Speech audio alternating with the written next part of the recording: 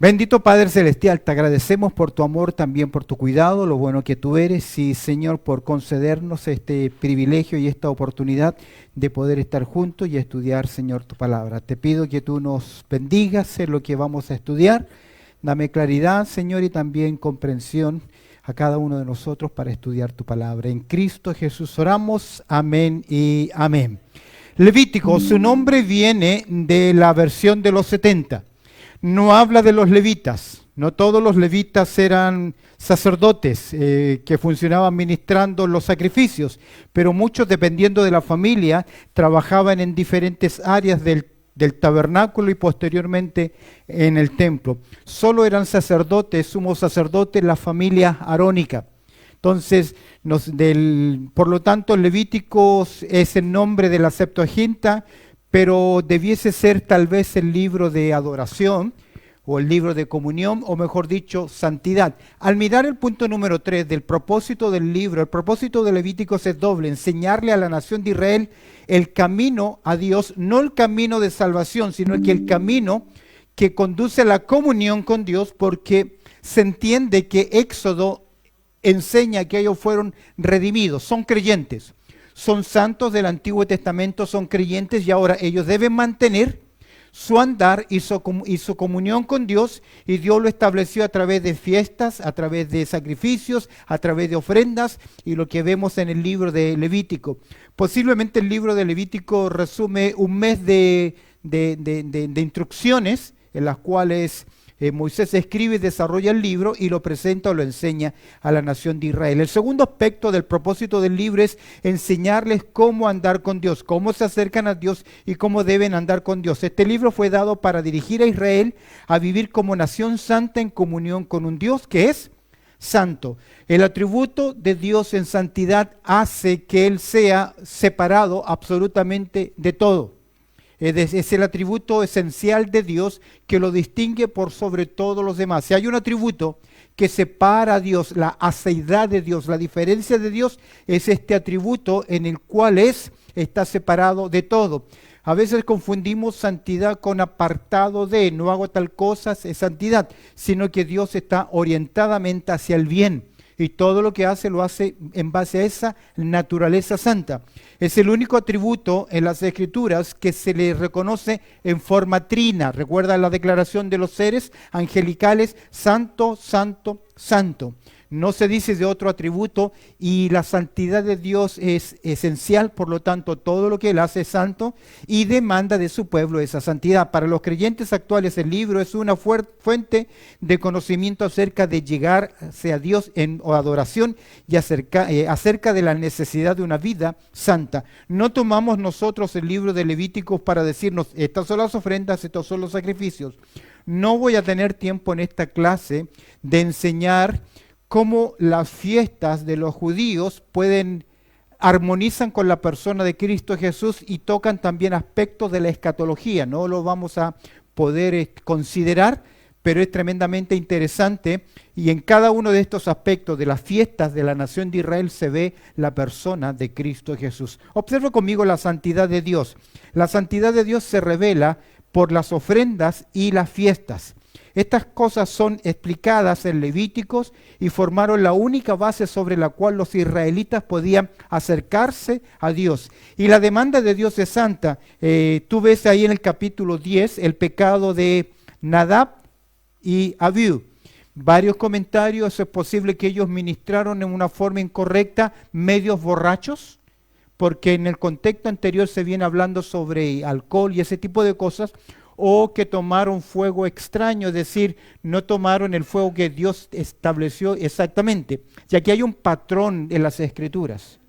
La adoración a Dios no es como yo quiero, no es como yo me sienta. Dios espera que su pueblo le adore. Ahora, en ese tiempo, a través de sacrificios, a través de ofrendas. De hecho, dentro de la oración a Dios en el Antiguo Testamento hay mucha variedad, con vestimentas de incienso, vestimentas de sacos de papas, así decía, de silicio, etc. Vemos toda esa estructura que acompañaba. De hecho, algunos han incluido dentro de la adoración y la oración el ayuno. Dios nunca, escúcheme bien, nunca le pidió a la nación de Israel ayuno. Sí que se afligieran delante de él, pero no les pidió ayuno.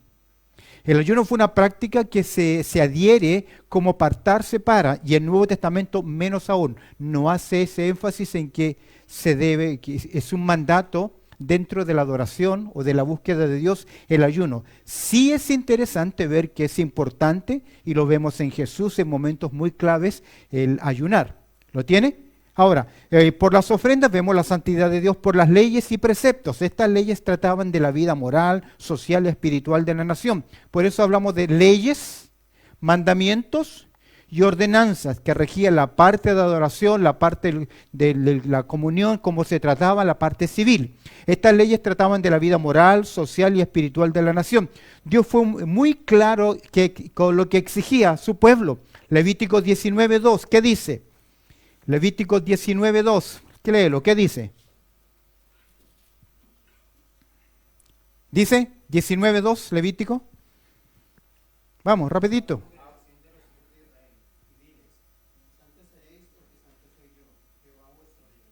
Ahora, Dios está hablando a través de quién a la nación de Israel. A través de Moisés, porque el verso dice, habla a toda la congregación de los hijos de Israel. Él es el mensajero, él es el heraldo, ¿y qué les debe decir? Santo seréis, esta no es opción, es un mandato absoluto. ¿Por qué? Y ahí da la razón, porque santo soy yo, Jehová vuestro Dios. Es interesante cuando tú encuentras los mandatos en las Escrituras, los mandatos expresados en preceptos, los mandatos siempre son no solamente porque Dios lo dice que debemos cumplir. Por ejemplo, el creyente no debe mentir en toda época de la historia o dispensación. El creyente no debe mentir. ¿Por qué no debe mentir? ¿Por qué no debe mentir? Ok, sí, es pecado, pero ¿por qué no debe mentir? Ok, porque el padre de Satanás es la mentira, sí, porque Dios no miente. Todos los preceptos de Dios, antes de ser preceptos enseñados en la Biblia, porque usted puede decir, no debemos mentir porque Dios nos dice en su palabra que no mintamos, es cierto. Pero el precepto, antes de ser presentado escritamente, Dios lo moldea en su ser, en su carácter. Porque debemos amar, primero, porque Dios es amor. Y en segundo lugar, Él nos manda amar. ¿Por qué debemos ser santos? Porque Dios es santo. En segundo lugar, nos enseña en su palabra ¿qué? A ser santo. A veces nosotros cometemos errores. ¿Oíste lo que dijo el pastor? Que no se debe mentir, o que debemos venir a todas las actividades, o etcétera. Y culpamos o le damos la razón autoritativa al enseñador, que es incorrecto. Le debemos dar la autorización a la autoridad de enseñanza de la Escritura, pero antes de que esté expresa, escrita, primero está reflejada ¿en quién? En el carácter de Dios. ¿Por qué las cosas no las hacemos como las hacemos? ¿O por qué Dios nos manda un precepto? Porque en primer lugar descansan ¿en qué? En la persona de Dios. Luego persona, precepto y práctica. Ahora las leyes y preceptos. Santos seréis porque santo soy yo, Jehová vuestro Dios. Y tercer lugar, la finalidad del libro. Levítico termina con un capítulo de promesas en forma de maldición y bendición, que fue donde nos quedamos en la semana pasada, que es el capítulo 26. Aunque el capítulo 27 cierra el libro o el capítulo de Levíticos. Recuerda que cuando miramos el Pentateuco tratamos de pensar que no son libros, sino que son capítulos de un solo libro que se llama el Pentateuco. La obediencia o desobediencia de Israel a las estipulaciones del pacto determinarían la manera en que Dios trataría con la nación de Israel y qué es lo que ellos recibirían. En otras palabras, como lo vamos a ver en el estudio de Deuteronomio, obediencia trae consigo bendición, desobediencia trae consigo juicio, maldición. Dios establece este principio y Levítico les enseña cómo mantener esa comunión. Cuando entren a la tierra prometida, ya saben los hebreos qué es lo que ellos tienen que hacer, bendición y maldición. Ahora, nosotros en cierta forma ya fuimos bendecidos ¿con qué? ¿Sí? Pablo dice que fuimos bendecidos ¿con qué? Con toda clase de bendición espirituales. Tenemos una visita ahí atrás. Con toda clase de bendiciones espirituales. El creyente ya fue bendecido. Ahora, ¿puede caer en maldición? Tal vez no usamos el mismo tecnicismo maldición, pero Gálatas 6:7, ¿qué dice? Usted lo conoce, Gálatas 6:7. ¿No? Todo lo que el hombre sembrare, ¿qué? Eso también segará. Entonces, en cierta forma, recibimos las consecuencias de nuestras malas decisiones. Hay consecuencias también.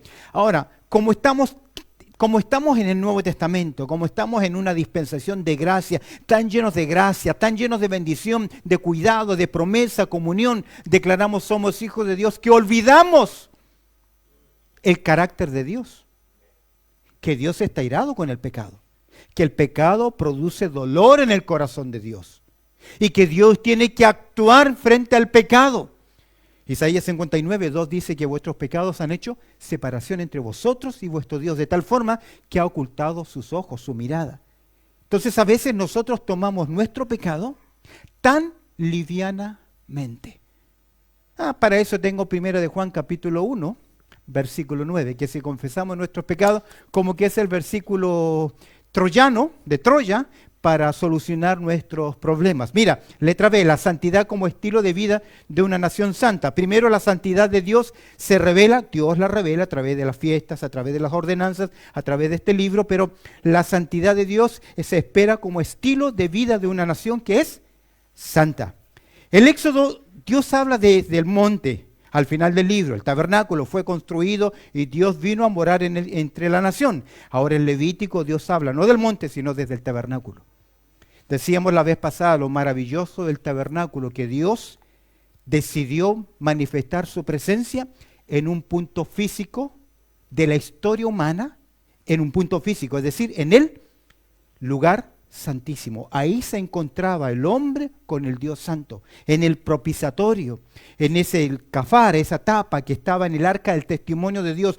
Una vez al año se encontraba acá el hombre con la presencia de Dios ahí, un solo hombre, en representación de toda la nación de Israel. Sin embargo, Moisés entraba y salía y tenía comunión con Dios.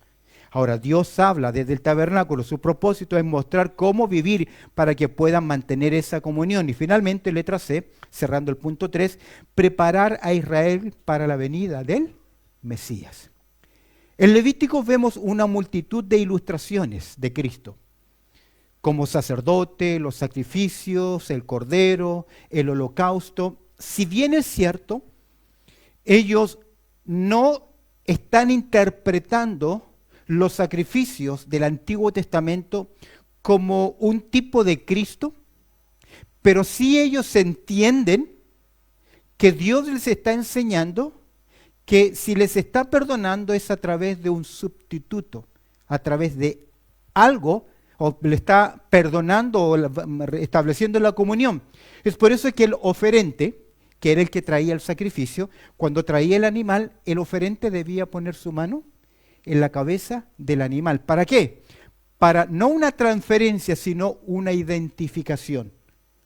Entonces, ellos entienden que hay un sacrificio, que hay algo, porque ellos mismos no pueden presentarse a sí mismos como un sacrificio, porque por su pecado es imposible. Lo tienen preparar a Israel para la venida. Y nosotros podemos estudiar el tabernáculo, las ofrendas, las fiestas y ver toda una cristología. En Levíticos capítulo 11, verso 45, punto 4, vamos a ver ahí un pasaje, vemos ahí un pasaje clave. Levíticos capítulo 11, verso 45, ese texto dice, porque yo soy Jehová. Ahora, recuerda que el nombre Jehová está vinculado ¿con quién? Con la nación de Israel. Está vinculado directamente con la nación de Israel. Cada vez que un hebreo leía la palabra Yahweh o el tetragramatón, el nombre impronunciable de Dios, ellos saben que ese nombre está vinculado directamente ¿con quién? Con la nación de Israel. Cuando Dios se llama o se da un título para con las demás naciones, normalmente se le llama Adonai, Señor soberano. Pero el nombre asociado con la nación de Israel es Jehová. Por eso el profeta dice, vosotros me seréis mis testigos, dice Jehová. Ahora, este versículo concluye, porque yo soy Jehová que os hago subir de la tierra de Egipto para hacer ¿qué cosa? Vuestro Dios. Ahí hay redención. Y cada vez que vamos a mirar en la narrativa del Antiguo Testamento, cuando Dios exige de su pueblo que vivan para Él en santidad, siempre es en base a mirarlos, a recordar cómo Dios los rescató.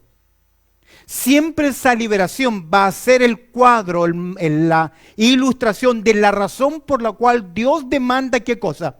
Santidad. Ahora, ¿no es lo mismo en el Nuevo Testamento? Por precio fuisteis comprados. ¿Qué? ¿Qué debemos hacer? Glorificar a Dios con nuestro cuerpo, nuestra vida. Ya no nos pertenecemos. Romanos 6, antes todos nuestros miembros servían a la injusticia. Ahora, bajo la cruz, en la gracia, cuando usted entiende el Evangelio y conoce a Cristo, ahora usted ya no vive para la injusticia, vive para la justicia, vive para Cristo. ¿Cómo lo resume Pablo? Ya no vivo yo. ¿Qué?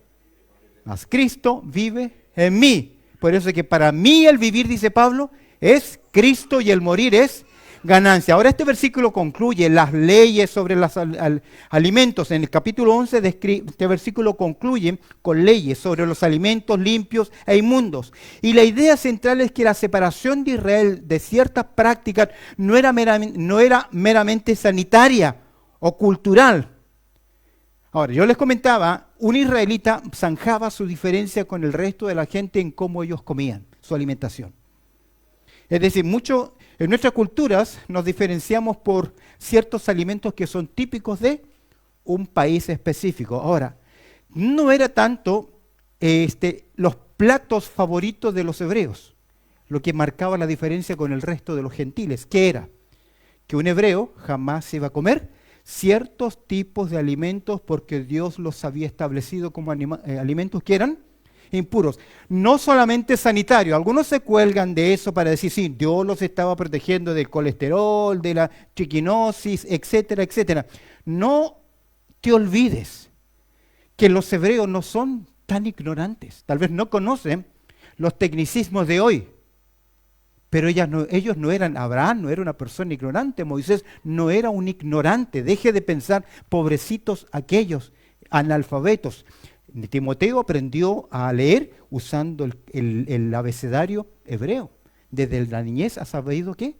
Las sagradas escrituras, las santas letras. Vemos ahí la redención entonces. Ahora, Dios había redimido de Egipto para que fueran su pueblo especial. Y esa relación debía reflejarse en una vida santa. Levítico 19:2. Hablando Jehová Dios dice, santos seréis porque yo soy santo. Vemos en Éxodo redención, pero vemos en Levítico carácter de aquellos que son redimidos. Aquí la santidad ya no se aplica solamente a las leyes de alimentos, sino a toda la vida del pueblo debe vivir en santidad. La diferencia entre el capítulo 11:45, que el contexto viene hablando de alimentos puros e impuros, y Dios dice, ustedes deben ser puros, no solamente porque comen alimentos que son puros, pero ese es el contexto.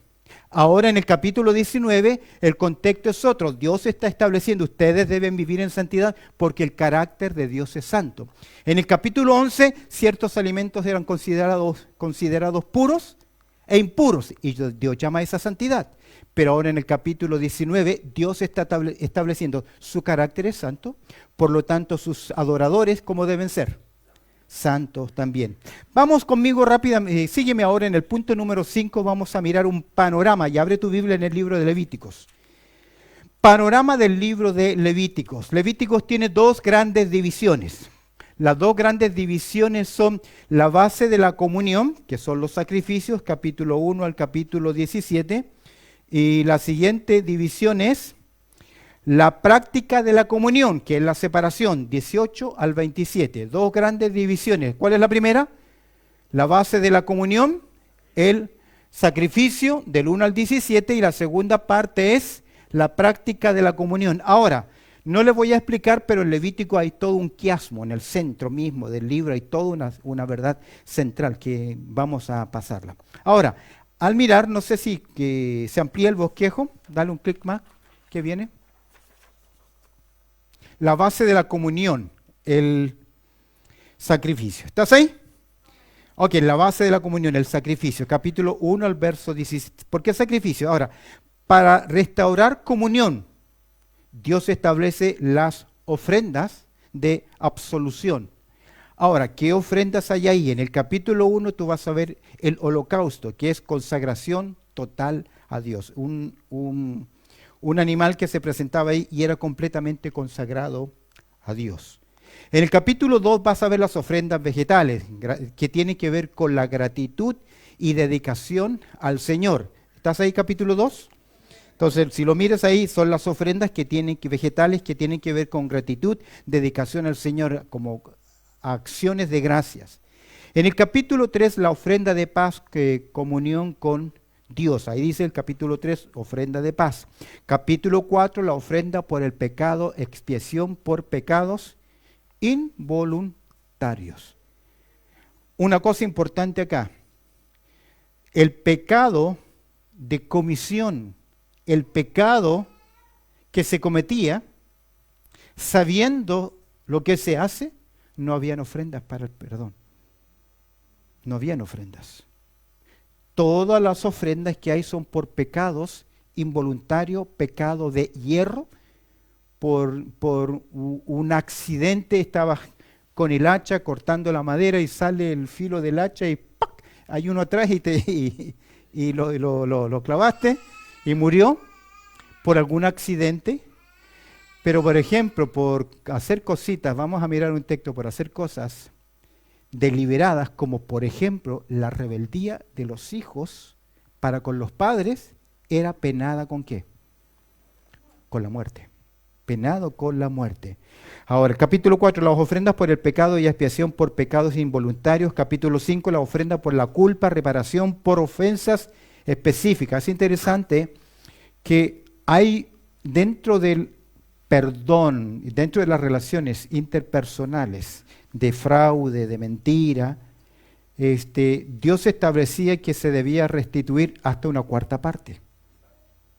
Una cuarta parte. ¿Recuerdas el Saqueo cuando se produce el cambio en su vida?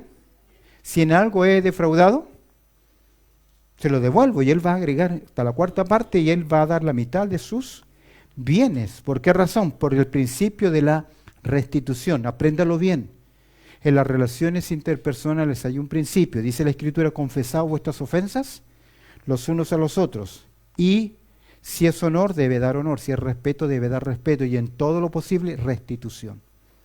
Si tú engañaste a alguien, lo estafaste, usted debe responder económicamente, pagar su deuda. ¿Por qué razón? Porque no solamente te pido, perdóname lo que te hice. Si usted ofendió en público, su confesión y pedir perdón es pública. Si es privado, cara a cara. Si usted ofendió y maltrató a alguien públicamente, la confesión debe ser también pública. Ese es el principio de las Escrituras. Ahora, el capítulo 6, instrucciones adicionales para las ofrendas y los sacerdotes, y el capítulo 7, regulación finales sobre los sacrificios y las porciones de los sacerdotes. No todo animal se quemaba completo, había una porción que el oferente llevaba y también había una parte que se quedaba para la alimentación de los sacerdotes. Por eso es que los hijos de ¿cómo se llama? Isaí, en segundo de Samuel, en primero de Samuel, Elí, eran bien rellenitos, porque comían bastante bien.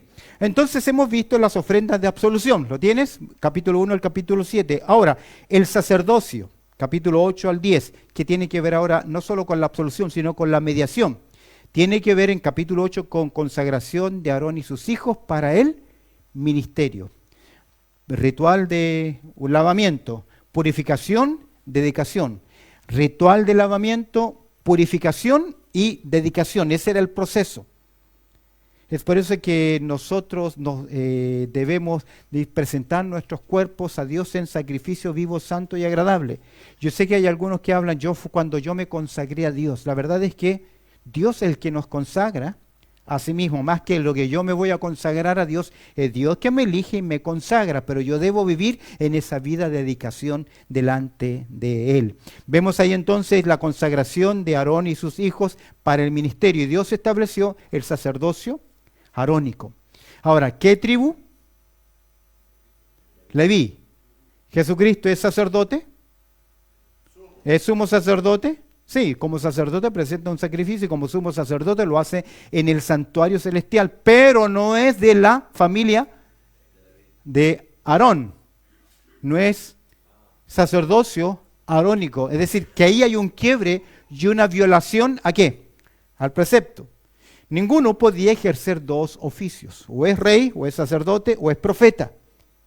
Pero el ungido, o los ungidos, la palabra Cristo, a veces, para distinguirla, a veces en el Nuevo Testamento, a veces Cristo aparece como ungido, en el griego es la misma palabra, y la única diferencia en el griego es que algunos traductores ponen la X, que es la palabra C, Christos, la ponen en mayúsculas para distinguir que se refiere a Cristo, y en minúscula cuando se refiere a algo que es ungido, no como persona, sino como una referencia a un título o una clasificación. Ahora, Cristo como ungido tiene los tres oficios, porque los ungidos en el Antiguo Testamento, ¿quiénes eran? Profetas, reyes y sacerdotes, los únicos tres que eran ungidos. Y ese ungimiento, era con aceite que simbolizaba, tipificaba la unción del Espíritu Santo. En el Nuevo Testamento, ¿ok? ¿Todos los creyentes son ungidos?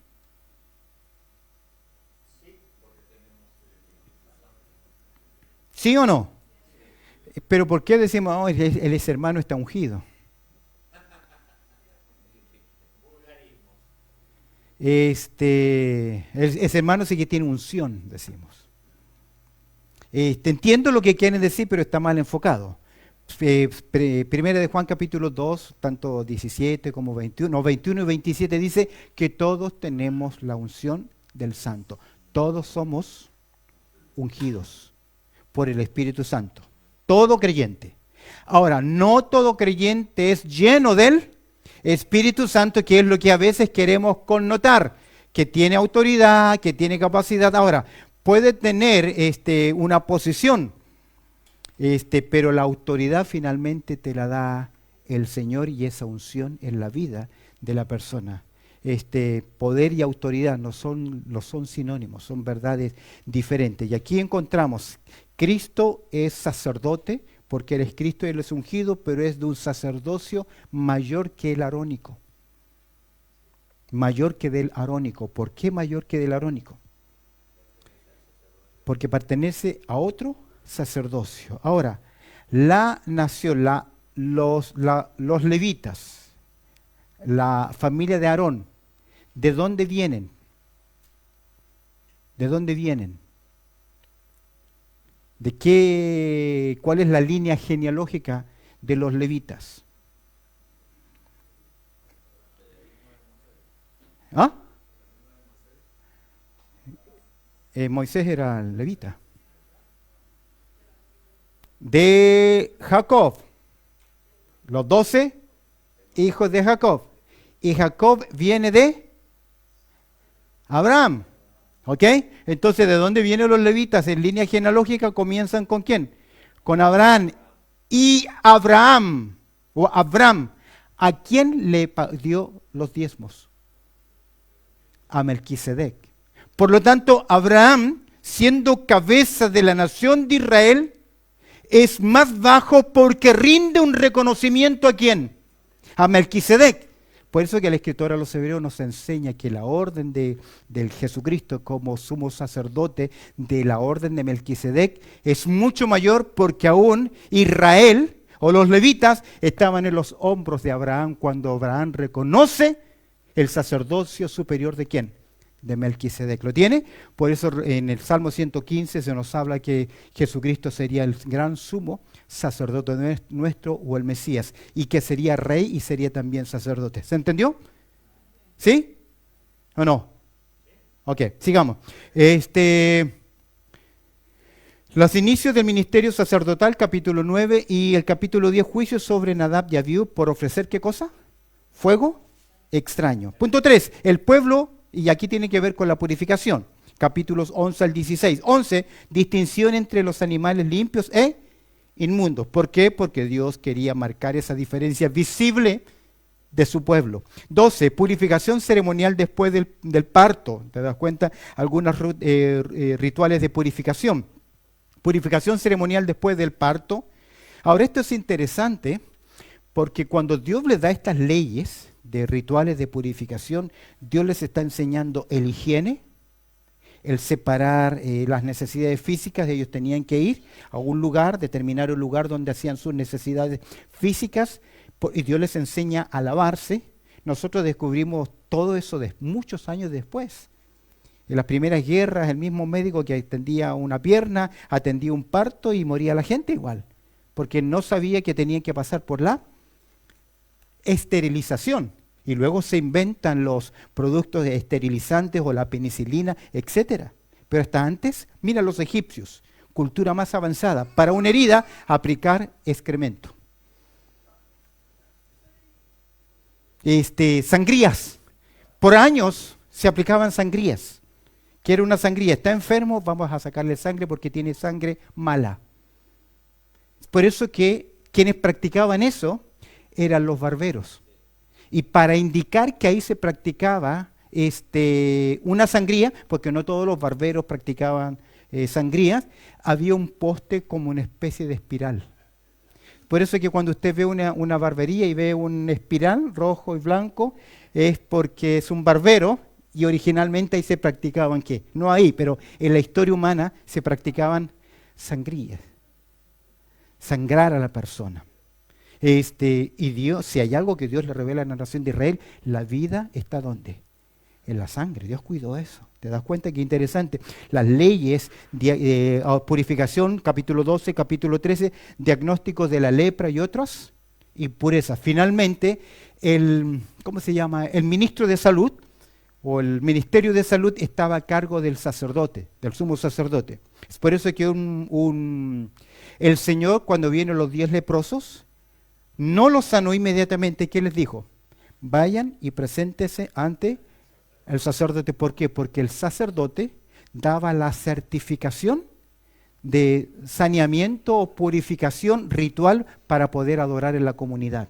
Entonces, Dios estableció ese principio. Es por eso que, aunque no nos haya gustado, ¿no?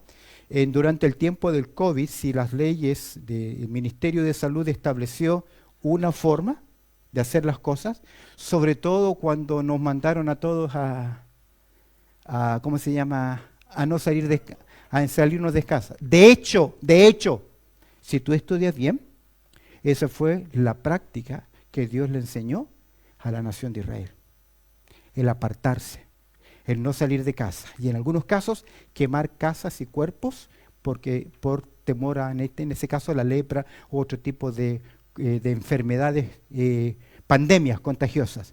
14, purificación del leproso restaurado. 15, purificación por flujo o impurezas corporales. Capítulo 16, el día de la expiación y la purificación, pero en este caso, el capítulo 16, purificación nacional. Interesante. Y punto 4, final, el altar. Hemos hablado sobre, primero, la absolución, segundo, la mediación, tercero, la purificación, y ahora cuarto, la reconciliación. Capítulo 17, la sangre como base divina de la expiación y la reconciliación. Ahora, ¿la sangre de Jesucristo tiene poder? ¿Para qué? ¿Para salvarnos o protegernos? Ok, protegernos del ataque de Satanás, porque se utiliza como muletilla. Cúbreme con tu sangre, Señor. No es esa la finalidad de la sangre de Cristo. La sangre de Cristo, ¿cuál es su finalidad? nos limpia de todo pecado. Ahora, cuando hablamos de sangre, no nos referimos a la capacidad que sus plaquetas tienen poder. ¿A qué nos referimos? A la sangre de Cristo. Cuando se habla de la sangre de Cristo, ¿a qué se refiere?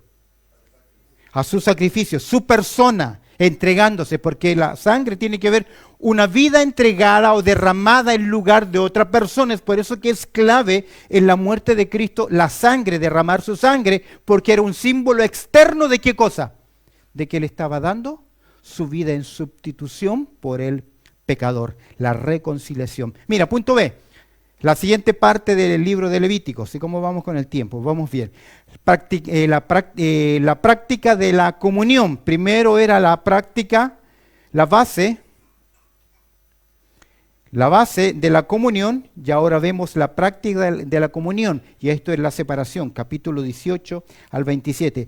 Para mantener comunión para mantener la comunión en forma de prohibiciones y también de advertencia. Vemos en primer lugar la regla. Los reglamentos los reglamentos concernientes ¿a quién? A su pueblo. Primero ahí es pueblo. Santidad en la conducta personal y comunitaria. ¿De quién? De su pueblo. Eso es lo que Dios espera. Capítulo 18, pureza moral y sexual. Actos de inmoralidad que eran prohibidos. Ciertas prácticas que podían ser comunes de hombres, pecados de contra naturaleza, o zoofilia, pecados con animales, sexo con animales. Claramente Dios los estableció y dijo, eso es ¿qué? Pecado, la pureza moral y sexual. Incluye también lo que enseña el Nuevo Testamento, que cualquiera que mira a una mujer para codiciarla, ¿qué?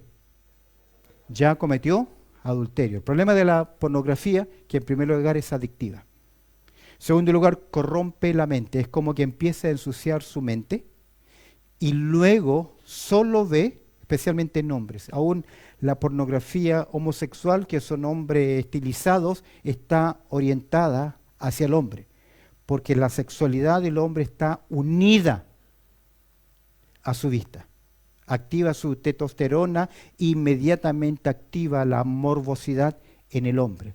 No afecta tanto a la mujer, salvo que tenga algunos problemas más de desórdenes, pero por lo general afecta principalmente al hombre. Por eso es que si su esposa lo ve salir a usted del baño, le va a tirar la toalla.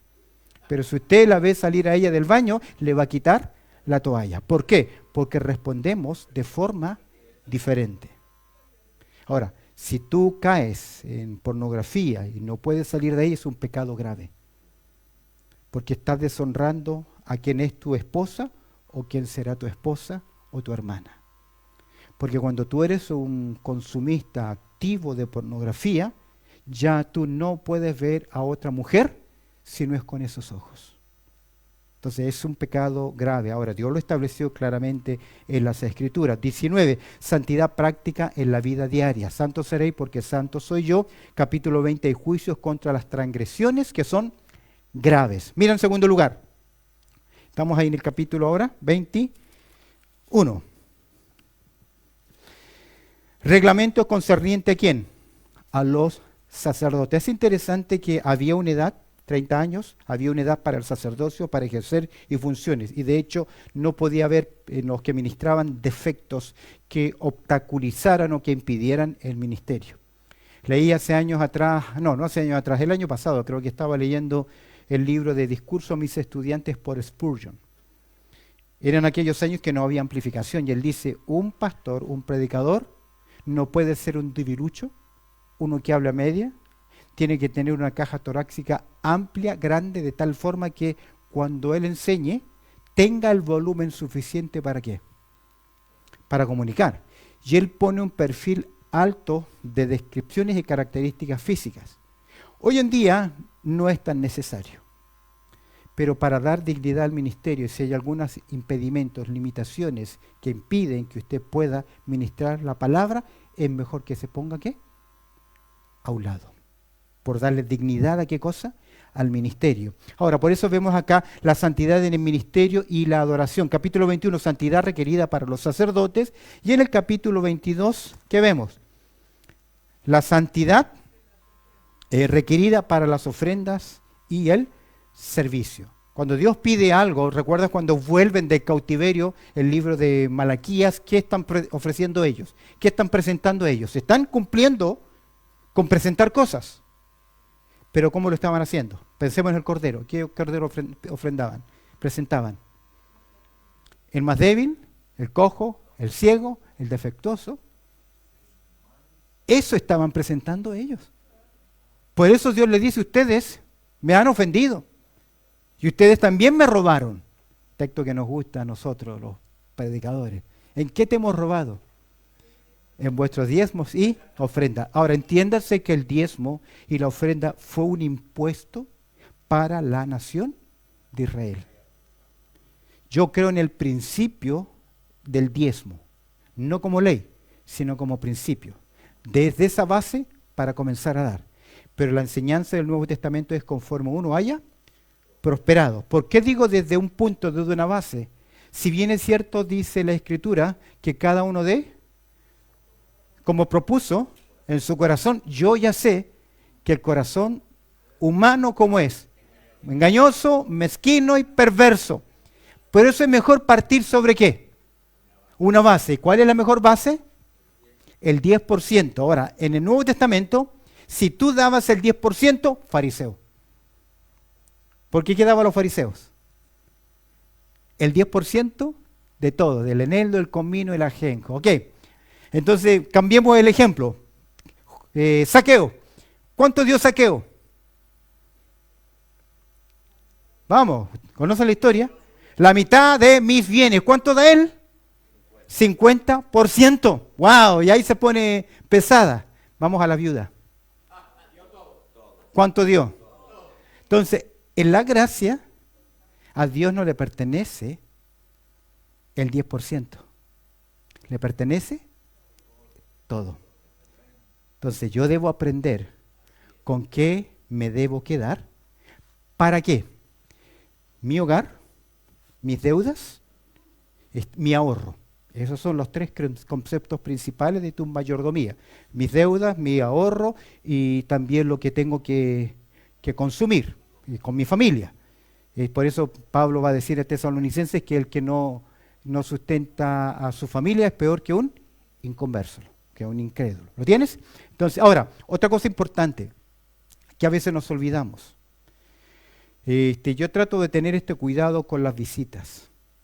Y a veces los directores tienen que ayudarme en esto. Visitas que no sabemos quiénes son, no queremos su ofrenda. No les vamos a prohibir, pero debemos entender que la ofrenda es un esfuerzo de los santos para Dios. Y es un privilegio. Entonces, mientras no lo vea como un privilegio, cada vez que se hace la ofrenda, usted no lo va a ver como un tiempo de adoración. Lo va a ver como una carga en su vida. Y el venir preparado, usted debe venir preparado de su casa con lo que va a apoyar en la obra del Señor.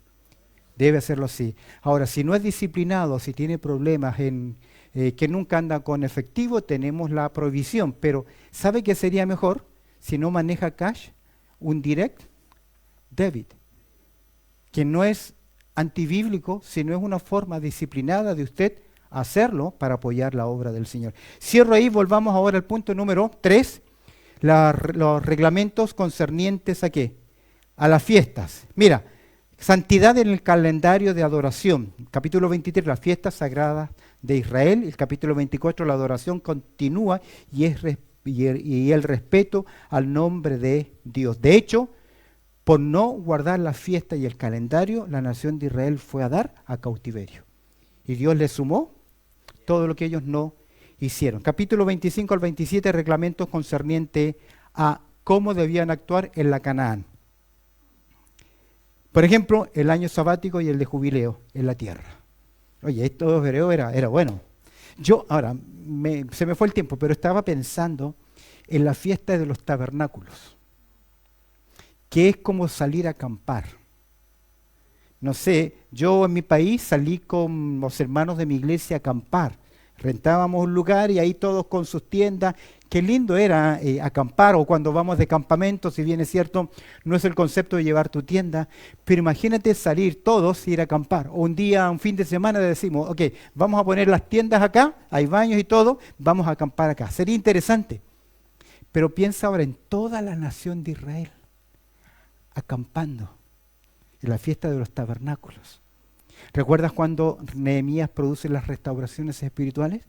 Una de las fiestas que ellos hicieron fueron la de los tabernáculos. Qué interesante. Ahora, el año sabático. Interesante, no trabajar un año, no trabajar, dejar descansar la tierra cada 7 años y luego cada 50 años devolver a sus dueños todo lo que era. Era un paso grande. ¿Sabe de qué? De fe. De fe. Porque Dios les estaba enseñando, si ustedes no trabajan y me lo dedican, yo los voy a ¿qué? A sustentar. Por eso que creo como principio bíblico que usted debe luchar con no trabajar el día domingo. Porque el que, dice Dios, hay un principio, el que honra a Dios, Dios también lo va a honrar. Y se aprende acá. Es lo que, ahora, Dios no te está obligando a hacer algo, pero no tenga por costumbre, como algunos, comenzar a ausentarse del tiempo de adorar al Señor. Esa debe ser alta prioridad en su vida. Cuando usted pasa de muerte a vida, sus prioridades cambian. Capítulo 26, bendiciones y maldiciones del pacto en la tierra. Y capítulo 27, votos y dedicación consagradas directamente ¿a quién? Al Señor. Y de esta forma miramos el libro de Levítico. Voy a tomar una clase más para establecer algunos principios más, porque quiero llevarte cómo David comete un pecado que no es de omisión y es de comisión. Y cómo él sabe que ninguno de los sacrificios que Dios estableció, ¿qué cosa? Le sirve. ¿A qué tiene que apelar? ¿A qué va a apelar? A una sola cosa. Por tu misericordia. Y le va a decir dos cosas interesantes. Él le va a decir, renueva. Dice, dame, Salmo 51, 1, ¿qué dice? Crea en mí, oh Dios. ¿Qué cosa? Un corazón. ¿Sabes que la palabra crea es la misma palabra de Génesis 1:1? No necesita restaurar su corazón. ¿Qué necesita? Un nuevo corazón, que solo Dios. Pero sí restaura mi espíritu. Que cuando nosotros cantamos, renuévame. Pero solamente Dios puede cambiar un corazón. Bendito Padre Celestial, te damos gracias por tu amor, por tu cuidado, por lo bueno que tú eres y Señor, este tiempo de reflexionar en tu palabra. Te agradezco, Señor, por tu amor y por el estudio de tu palabra y también por los alimentos que vamos a compartir. En Cristo Jesús oramos. Amén y amén.